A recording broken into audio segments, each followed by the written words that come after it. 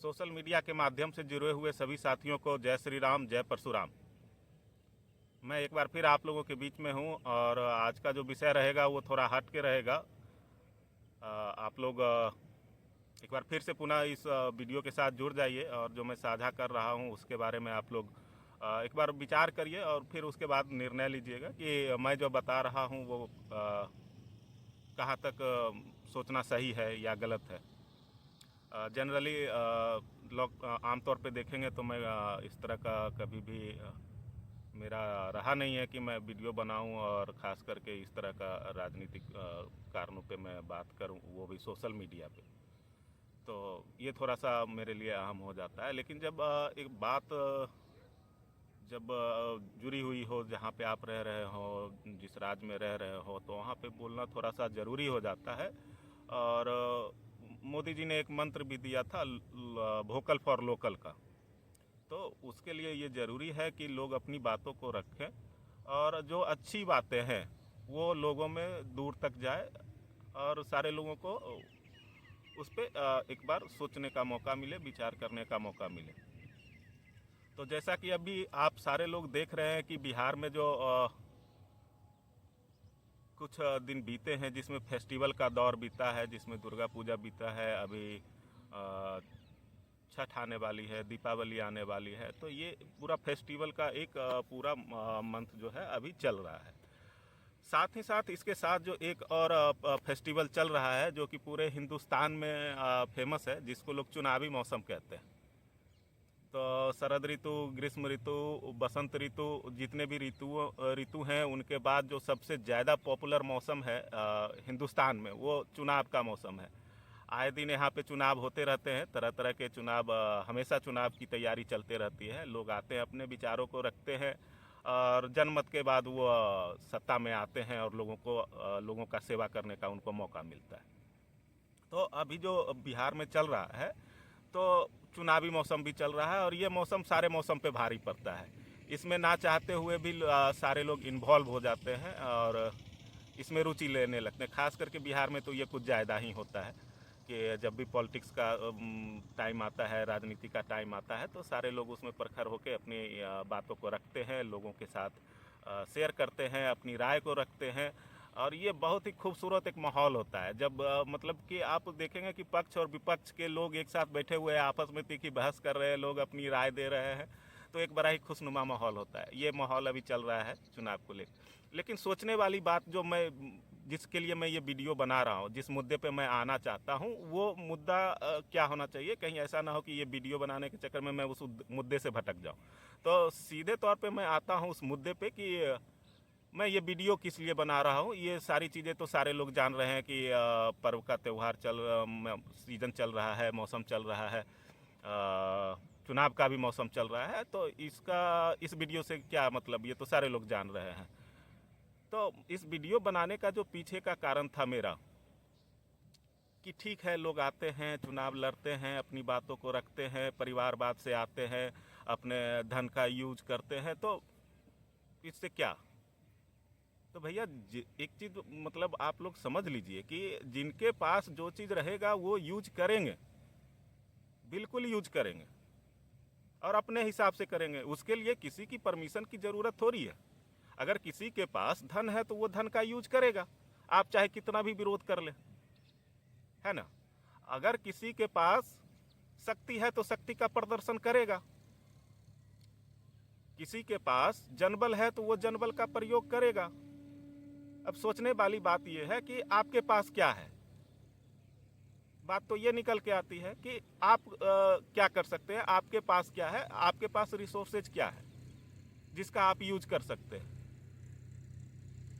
तो ध्यान देने योग्य बात वो है, ना कि ये कि फलाना आदमी, फलाना व्यक्ति, फलाना पार्टी परिवारवाद को सपोर्ट कर रहा है, जातिवाद को सपोर्ट कर रहा है, धनबल को सपोर्ट कर रहा है। ये विषय ही नहीं है। विषय ये है कि आप क्या कर रहे हैं, आप अभी तक कहाँ सो रहे हैं, आपकी चेतना शून्य क्यों हो गई है, आप निर्णय लेने में इतने असक्षम कैसे हो सकते हैं। विषय ये है और इस पे मैं बात करने के लिए आया हूँ। जो व्यक्ति चुनाव में पैसा खर्चा करके या अपने पावर का इस्तेमाल करके या लोगों का वोट खरीद के आएगा, उनके सामने तो आप ऐसे भी खड़े नहीं हो पाएंगे, आपकी हैसियत नहीं होगी, क्योंकि उन्होंने आपका वोट खरीदा है, उन्होंने अपने धन बल से चुनाव जीता है। तो उनसे आप कैसे उम्मीद कर सकते हैं कि वो आपके लिए बिहार के लिए कुछ अच्छा करेंगे? ये तो सोचना मूर्खता वाली बात हो जाएगी ना।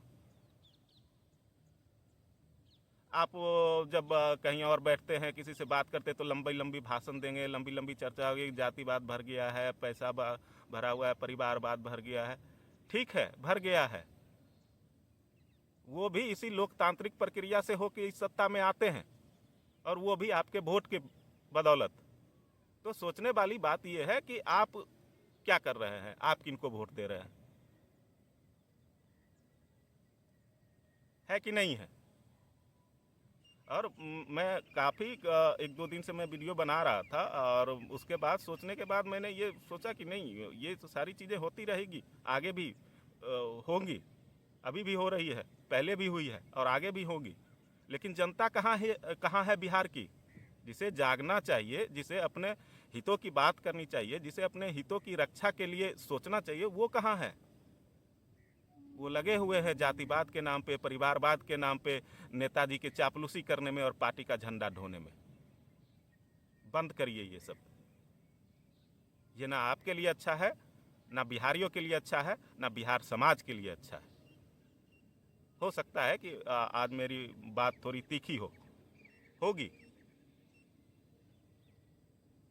जब आक्रोश आपके अंदर से निकलेगा तो बातें तीखी होगी, लहजा में थोड़ी तलखी आती है। बीते दिनों में हमने सोशल मीडिया पे बहुत सारी चीज़ें देखी, कोई ऐसा नेता नहीं बचा जिस पे आरोप ना लगे हो, और लोग भागते फिर रहे थे उन आरोपों से बचने के लिए। क्या मजबूरी थी आपकी? अगर आपकी साख इतनी अच्छी है तो आपको जनता से भागने की ज़रूरत क्यों है? आपने अपनी बातों को जनता के बीच क्यों नहीं रखा कि लोग गलत बोल रहे हैं? बिहार की जनता इतना भोलापन में भी मत आइए।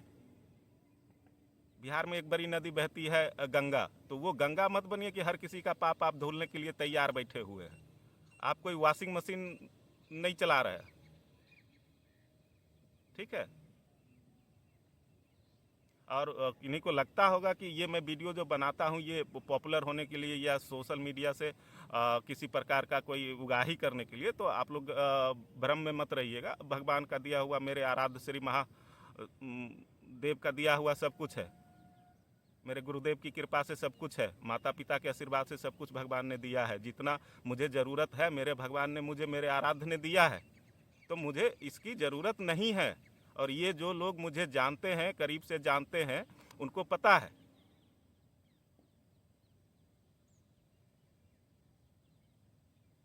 वीडियो थोड़ा सा लंबा हो गया है, उसके लिए माफ़ी चाहूँगा।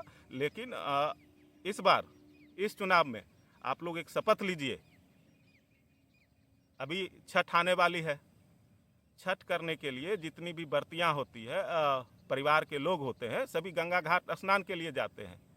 तो इस बार जब भी आप गंगा नहाने स्नान करने के लिए जाइए, तो अपने हाथ में गंगा जल लेकर संकल्प लीजिए कि इस बार ना हम जाति के नाम पे वोट देंगे, ना परिवारवाद के नाम पे वोट देंगे, और ना उस व्यक्ति को वोट देंगे जो वोट टिकट खरीद के आया है।